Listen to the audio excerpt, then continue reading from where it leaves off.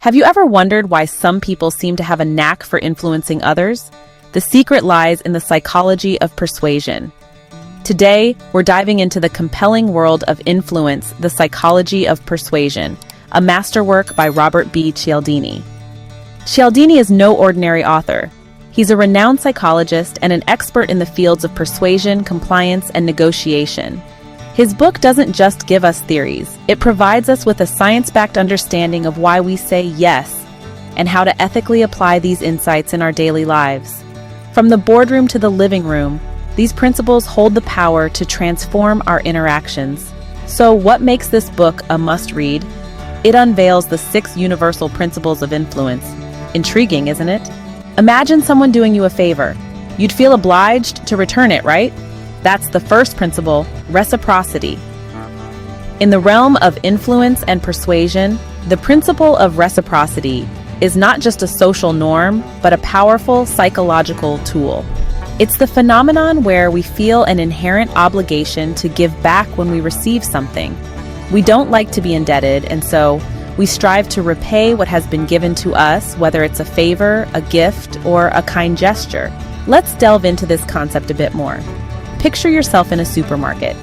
As you wander the aisles, you encounter a friendly employee offering free samples of a new cheese. You try it, enjoy it, and before you know it, you've plucked a packet off the shelf and added it to your cart. That's reciprocity in action. The supermarket gave you something for free, and in return, you felt compelled to make a purchase. But the principle of reciprocity extends beyond the realm of supermarket samples. It's deeply embedded in our social interactions and relationships. For instance, if a friend invites you to their party, you're more likely to invite them to your own. If a colleague covers your shift one day, you feel obliged to do the same for them in the future. In Robert Cialdini's Influence, he presents a myriad of such examples, shedding light on how this principle plays out in various aspects of our lives. Businesses, marketers, politicians, and influencers often leverage this principle to sway our decisions and actions subtly. However, it's crucial to remember that while reciprocity can be a tool for manipulation, it's also the foundation of generosity and mutual respect. It fosters a culture of giving and sharing, promoting positive social behavior. As we navigate through life, being aware of this principle can help us understand the motives behind the actions of others and make more informed decisions. It's not always a sinister strategy, but a deeply ingrained human instinct. So next time someone offers you a mint, remember, it could be a subtle attempt at persuasion. But hey, it could also be a simple act of kindness. Ever committed to something and felt obliged to see it through? That's the second principle, commitment and consistency. Let's delve into this principle a bit more. It's all about the human instinct to be consistent with our commitments. Once we make a choice or take a stand, we feel compelled to behave in ways that are consistent with it. This is because, as humans, we value consistency as it helps us make sense of the world around us, makes our actions predictable and therefore manageable. Robert Cialdini, in his book Influence, the Psychology of Persuasion, provides numerous examples to illustrate this principle. One of the most striking is the case of public commitments. Imagine you've publicly declared your goal to quit smoking. You're now more likely to stick to it, not just because you want to quit, but also because you've made a public commitment and you want to be seen as reliable and consistent. Another powerful example is written statements. Let's say you've written down your goal to lose weight and pasted it on your fridge.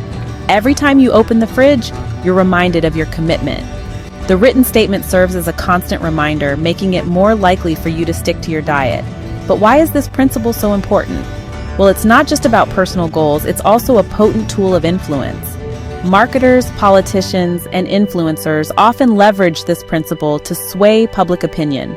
They understand that once people commit to something, they're more likely to follow through. This principle doesn't just guide our personal decisions, but also greatly impacts our interactions with others. It's a fundamental part of our social fabric, shaping how we perceive and respond to the world around us. So the next time you make a commitment, remember, it's a potent tool of influence. It's not just about meeting your personal goals, but about understanding the profound impact your commitments can have on your interactions with the world around you. Ever followed a crowd? That's because of the third principle, social proof. We've all been there, haven't we? standing at the crossroads of decision-making, unsure of which way to go. And then we spot a crowd veering in one direction and almost instinctively, we follow. That, my friends, is the power of social proof at play. Robert Cialdini, in his insightful book Influence, the Psychology of Persuasion, unravels the potency of this principle. He explains how we perceive a behavior as correct in a given situation to the extent that we observe others performing it. But why do we do that? Well, it's because we are social creatures, hardwired to seek validation from our peers. Let's delve a little deeper into this concept with an example. Have you ever noticed those laugh tracks on comedy shows? You know, the recorded laughter that follows every punchline? You might think of them as mere background noise, but they serve a more profound purpose. They are a form of social proof. When we hear others laughing, even if it's pre-recorded, we are more likely to find the joke funny and laugh along. And it's not just about laughter.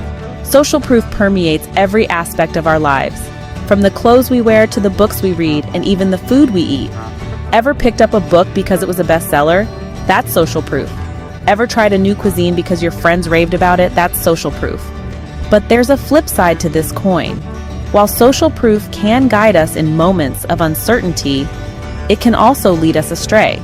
We must remember that just because everyone is doing something, it doesn't necessarily mean it's the right thing to do.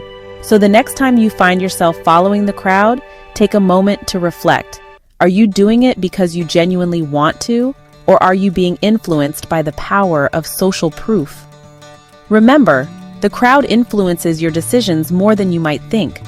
Intrigued by these principles of influence? There are 3 more to discover. First, there's liking, the principle that says we're more likely to be influenced by people we like. Then we have authority, which asserts that we have a deep-seated sense of duty to authority and are more likely to comply with those who are or appear to be in a position of power. Lastly, we have scarcity, the principle that opportunities seem more valuable when they are less available. Each of these principles holds its own mysteries, its own wisdom, and its own potency. They weave together to form the intricate tapestry of influence and persuasion.